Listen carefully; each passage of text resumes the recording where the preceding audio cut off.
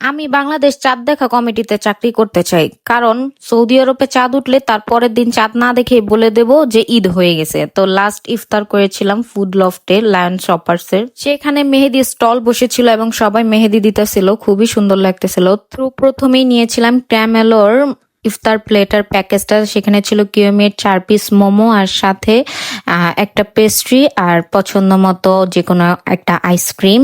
আর juice world থেকে একটা পানি নিয়েছিলাম, সেখানে জুস কেন জানি আমার ভালো লাগে না তাই। আর তান্দুরি বাইটস থেকে ইফতার প্লেটার থেকে এই প্লেটারটা নিয়েছিলাম। তো প্রথমে তান্দুরি বাইটের প্লেটারটা দিয়েই শুরু করি।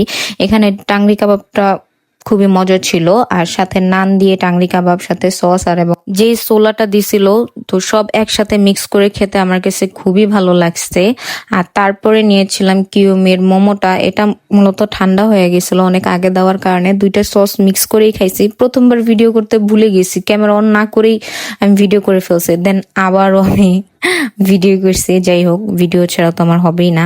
আর শেষে খেয়েছিলাম ক্র্যামেলোর এই পেস্ট্রিটা মজা ছিল, মোটামুটি ভালোই চলে। আর শেষে নিয়েছিলাম ব্লুবেরি ফ্লেভারের আইসক্রিম।